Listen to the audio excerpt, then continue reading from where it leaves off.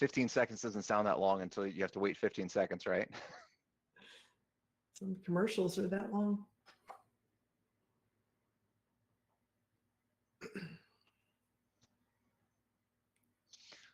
Well, welcome to the Plan Your Federal Retirement podcast. I'm your co-host, Micah Shalansky, and with me, as usual, the legendary Tammy Flanagan. How's it going, Tammy?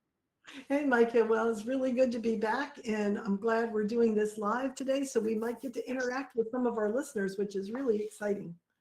We love it. We'd love some more comments from you guys on the live podcast. What do you guys like? What other topics do you want us to cover? Go ahead and throw some stuff in the comment section as well. That's really going to help us. And the dozens of years Tammy and I have been doing interactions with federal employees, teaching classes, now doing podcasts, doing videos, etc. Your guys' comments really help direct us on the information that we need to provide. So we really do listen to those. So give us some comments, give us some questions. Feel free to stump us. We love learning new things, by the way. Tammy and I were just spending our idle time preparing for this, reading other OPM regs on things, because that's I guess how we geek out. We do. We do that for fun. Yep. Perfect. Well, Tammy, we want to spend a little bit today on this live podcast really talking about burning your sick leave, pros and cons. And man, I hear a lot of different things, and I know you do as well, from our federal employee audience about some people are like, hey, I'm going on terminal leave. I'm going to burn everything, burn my annual leave. I'm going to burn my sick leave, which you can't do, and we're going to talk about that. I hear from other people that you should bank everything and you shouldn't take any leave, and every combination in between. And really, there's not a one-size-fits-all, but there's a few things we really have to keep in mind to make sure you don't penalize your retirement for the rest of your life. Yeah, I think if you can get away with it, which federal employees are pretty good about following the rules and not trying to get away with too much. But the financial side of that question is, if I could use up my annual leave and use up my sick leave to extend my service longer, that's the best way to do it. But we've got some rules that get in the way of that. Mm-hmm. So, Tammy, let's kind of kick it off a little bit. Let's talk first about, let's go over, and I know our listeners know this, so guys, appreciate your patience, let's go over how our pension works entirely. Let's talk about the service, let's talk about the high three, the pension computation, because that really kind of dictates how we're going to use leave or sick leave in that. Is that okay? Yep. Yep. And can I show something on the screen? Because I can kind of walk us through this with a little visual. Please hit the share screen. Let me share my screen. Never done this live, so we're going to assume it all works. I know. Let's see if it works. Here we go. Okay, I'm going to show you this right here, because this way, if I can walk you through this, you're going to see how sick leave actually is added in, because I get a lot of confusing questions on this. Let me see if I can get this to center in the page. I guess if I make it smaller, that will work. Okay, so how I set this up, see where it says retirement date? Yes, ma'am. Okay, so if my retirement date, I'm just choosing the end of the year, because a lot of people like to retire at the end of the year so they can save up all the annual leave that they earned and everything they carried over from last year. And I know no one likes to retire in Alaska at the end of the year, but it is still a popular time to go. That's when OPM gets about 25% of the retirement applications that they're going to get for the entire year. They come at the end of the year, because I think it's this urban myth, partially, that at the end of the year is the magic date to retire. But I'm going to use that for this example, because it's an easy number to subtract from, is also a good thing here. So let's say this person's service computation date is July 15th, 1994. So what happens whenever you're retiring, we got to figure out exactly how much service you have. And then we add on the sick leave, because I always hear people saying about leftover days. So one of the components when we're trying to figure out how much our retirement's worth, we have three components. We have the high three average salary. That's a little easier to understand. We have, what I'm going to show you here is your length of service, which is where the sick leave factors in. And then you have the formula. And the formula couldn't be any easier. It's either 1% or 1.1%. But I want to show you this, then we can go through the formula, kind of walk through that as well. So for this person here, they've got, if we subtract the days, the months, and the years, these two dates, we end up with 30 years, 5 months, and 6 days of service. And you might say, well, they're only going to get credit for 30 years and 5 months. Well, that's not true, because we haven't looked at their sick leave balance. We haven't projected their sick leave balance to the end of the year. So our sick leave is always expressed in hours, right? So if we look at a chart, we have these handy charts, and we've put this for you guys to download, I guess, Micah, is that right? We have Yeah, this chart. we're gonna have a reference link for it. It may not be kicking out on the live pod. We'll see if we can do that, but we'll put it up later for sure. Okay, so let's say this person in my example has, I don't know, let's make it 634 hours of sick leave, right? Now, if you look on the chart, you can see 632 hours, then you can see 638. And this is a handy dandy chart that we use to convert hours of sick leave into months and days. Because if you notice here, 1 day is to 6 hours. You know, and when we work a day, we're working 8 hours, right? So why is it only 6 hours equals a day? Well, that's because for retirement purposes, we count 30 days in a month.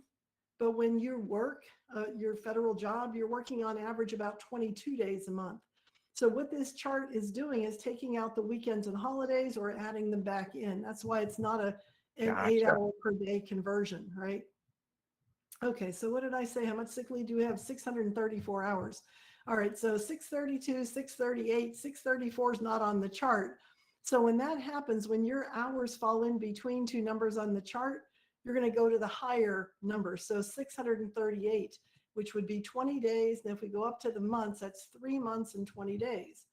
So if I go back to my formula here, I can now add, what did I say, 634 hours, right? So I'll mark that here so I don't forget.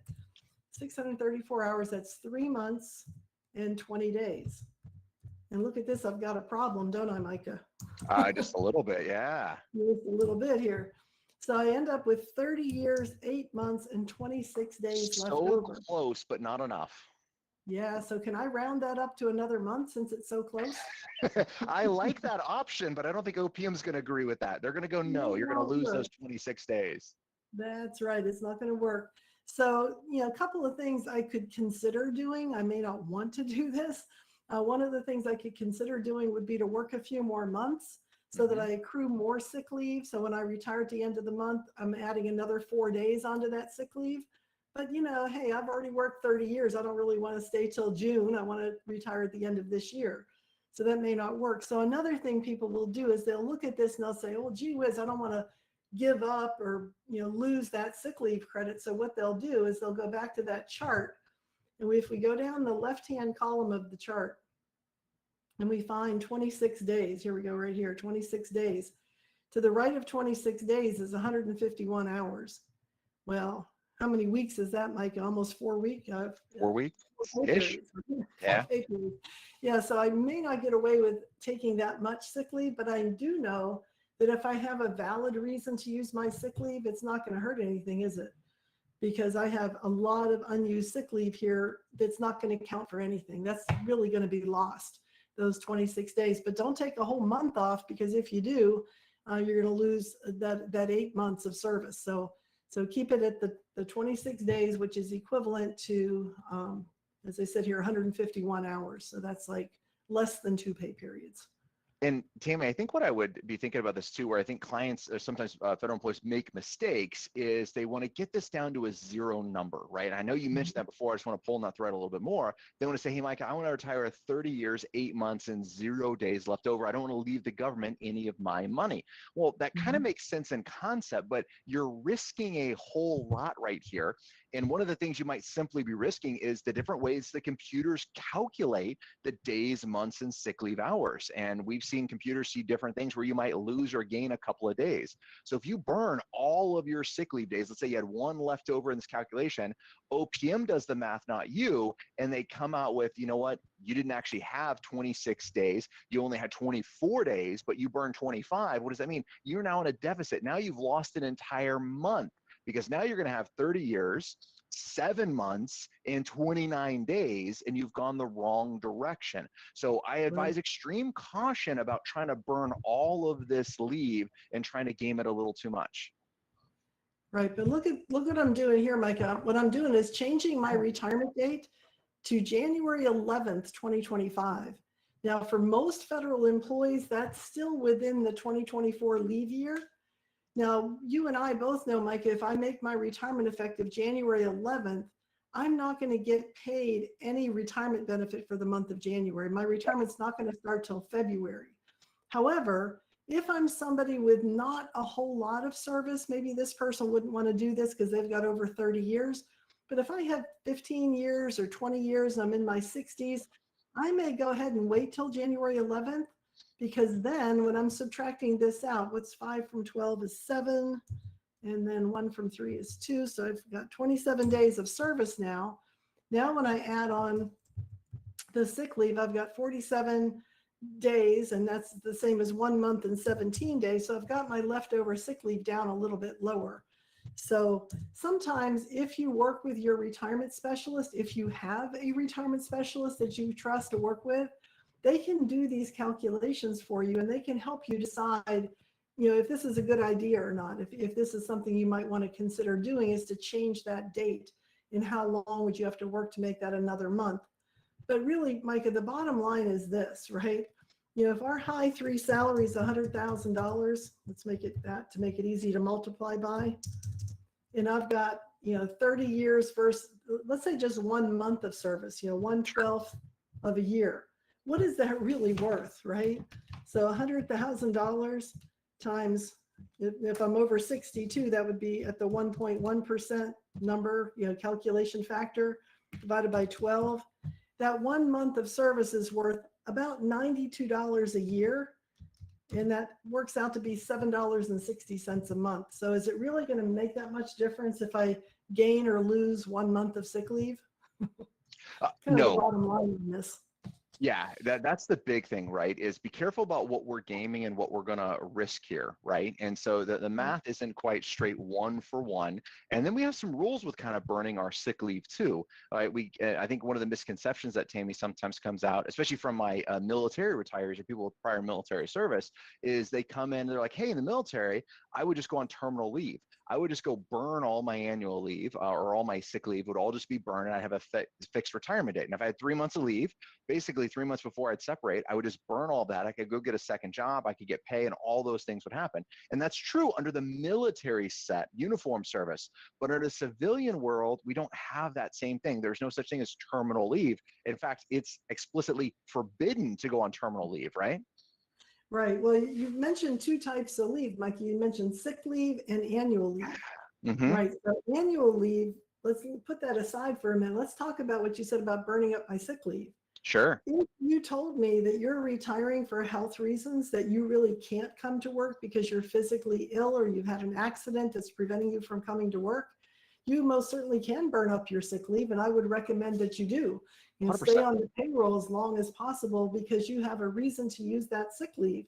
And one of the things that might happen is that maybe you really don't want to retire yet, but it's your health that's preventing you.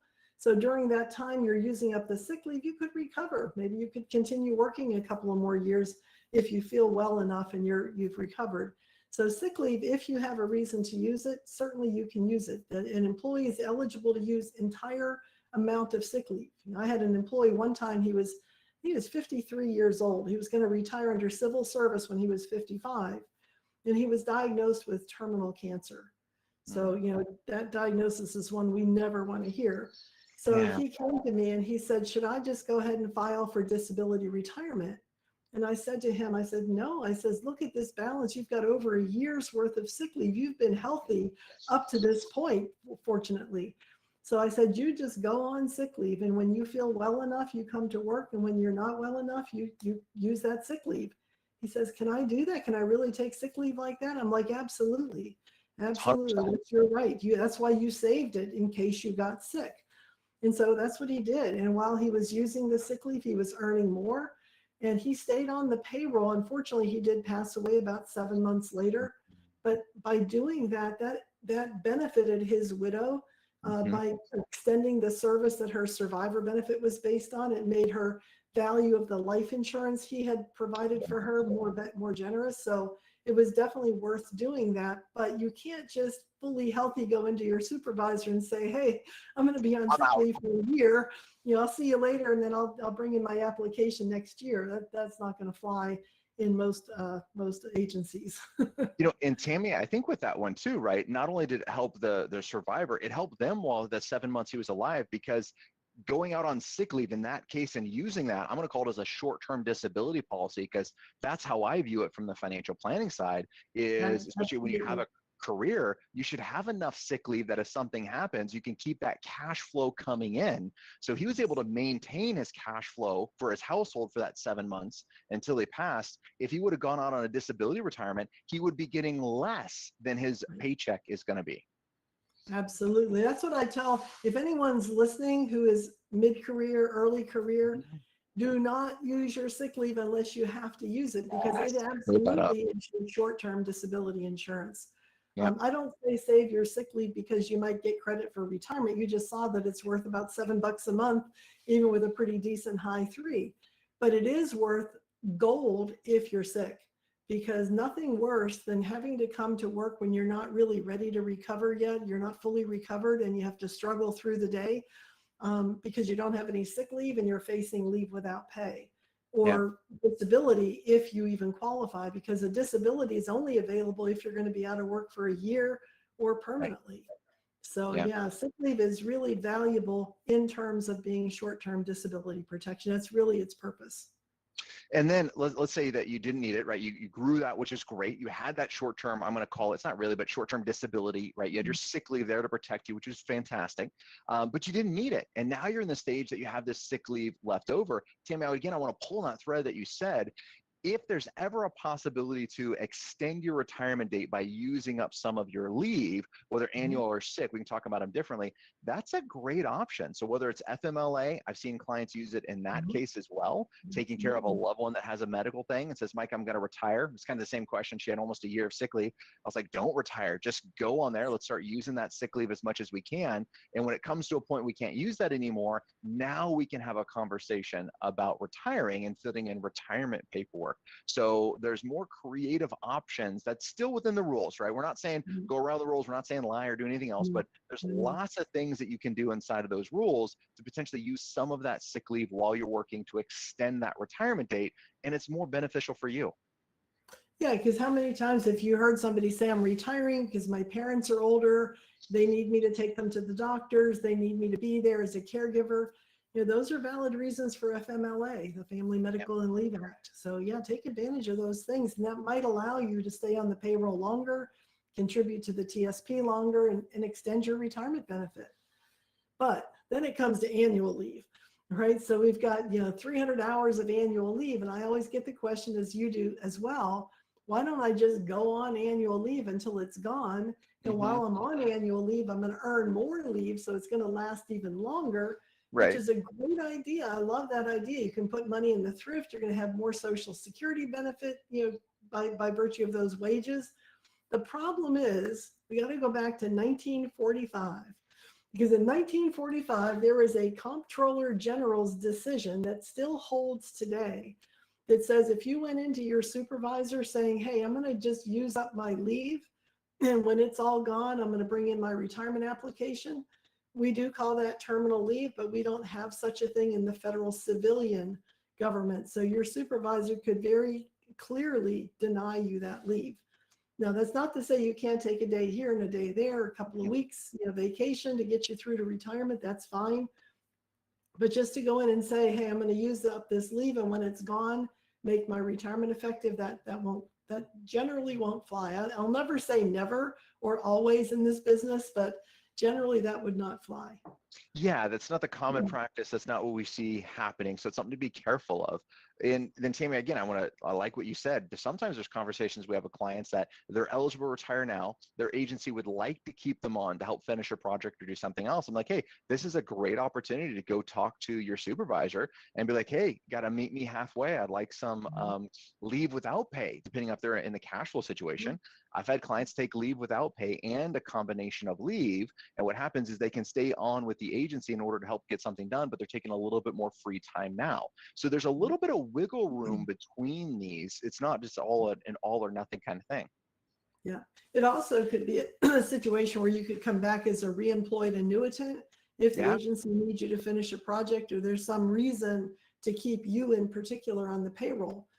So a lot of agencies can get the authority to bring that employee back as an annuitant, pay them the same salary, and collect your retirement. So there are a lot of not a lot, there is some flexibility in things you can do when you're ready to retire, but your agency may not be ready for you to leave.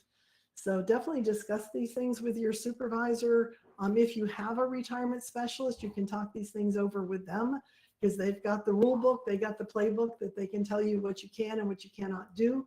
So take advantage of any resources that are available to you.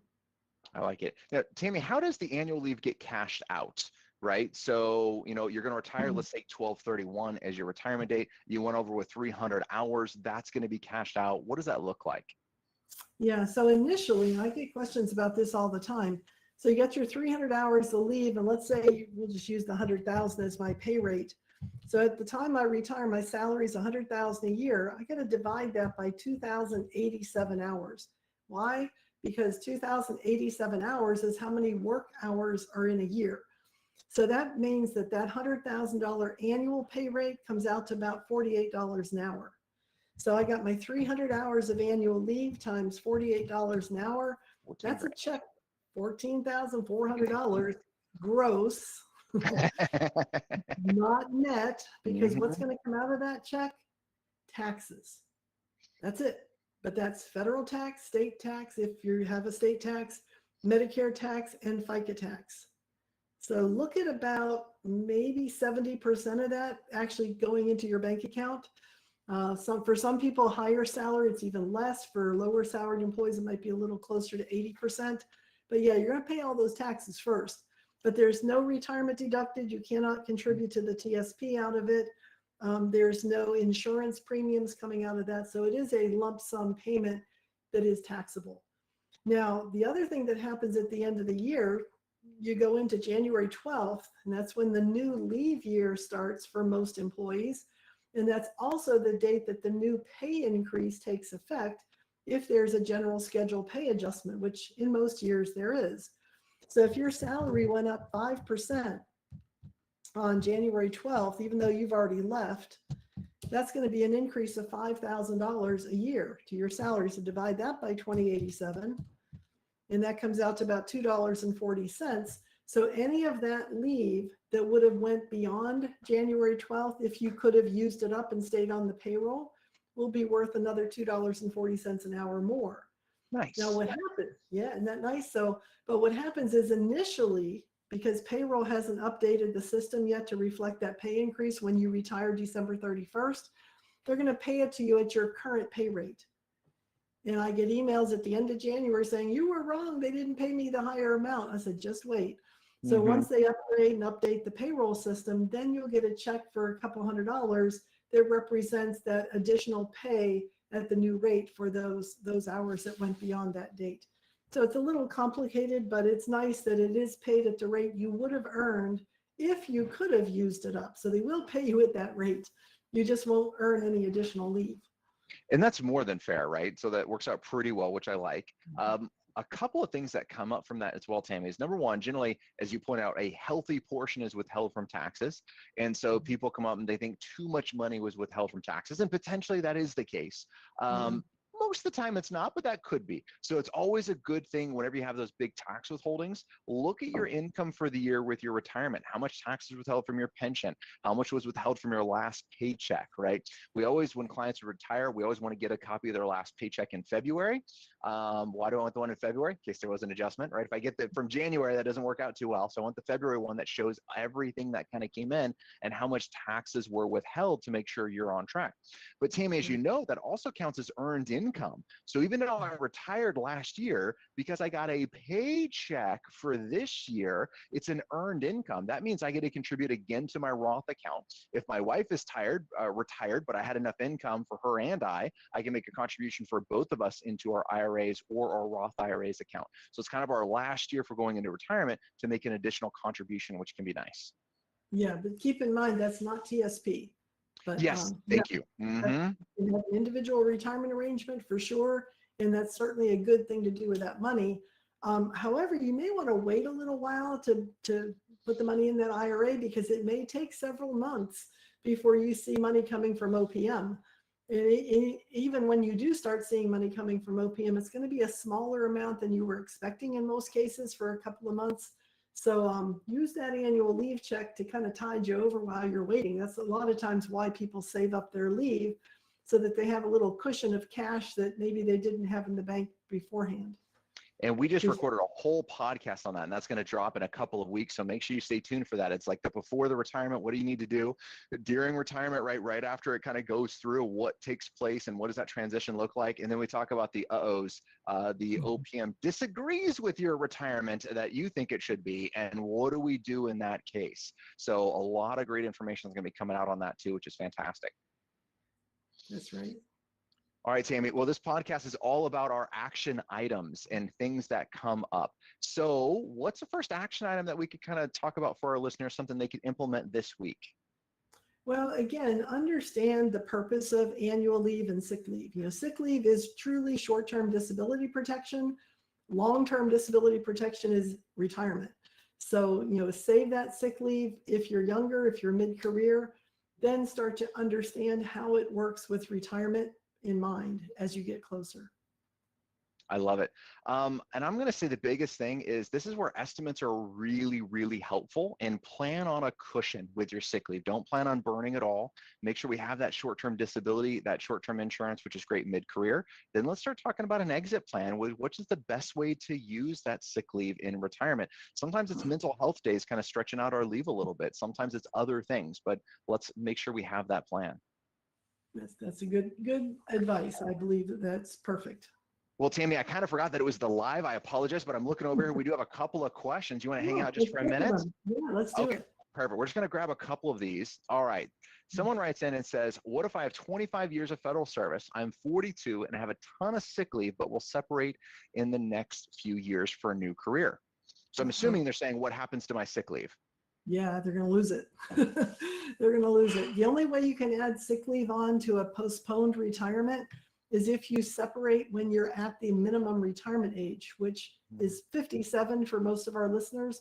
So if you left in your 40s or 50 years old, that sick leave will be forfeited. It does not count towards a deferred retirement unless you come back to work. Let's say the grass isn't greener on the other side and you come back to federal service, you'll have that sick leave balance reinstated. Yep, and that would be a slightly different answer too if you were special provisions and had 25 years of service and for the immediate retirement, right? A lot of things we don't know by these questions. Okay? That's right. Okay, fantastic. When doing a postponed retirement, is the annual lump sum paid out when you separate from service or when you start collecting your pension? Oh, okay, great question. So your annual leave is paid by your payroll office. So your payroll office has to separate you when you resign or retire. So in a case of a postponed retirement, you're actually resigning and you're going to apply for the retirement later. So you'll get your annual leave lump sum payment shortly after you separate. The only thing you're going to do later is file the application for retirement with OPM directly. Your agency won't have anything to do with that, which means make sure you have all of the information you need from your agency before you leave. Make copies of your personnel file. I would even go so far as to fill out that postponed application so you understand what needs to go on there, because you may have some questions. Don't send it in yet, but fill it out. Boy, and I'm going to add one on there too, and I'm not trying to solicit service at all. Go hire someone to review that postponed retirement application that knows what they're talking about. Tammy and I have really seen a lot of errors with those that have very costly mistakes. I got to say, Tammy, that is a very confusing retirement form from not what the instructions say, it's pretty clear, but what you're actually supposed to put on there doesn't exactly clearly line up, in my opinion, with what those instructions are. It can cost you health insurance. It can cost you several years of benefits. We did cover this in a podcast not too long ago. So you might want to go back and look at that podcast. Okay, perfect. Well, guys, listeners, thank you so much for tuning into this. We really enjoy doing the live. Again, give us some more comments, topics, and things you would like us to cover. We would love that.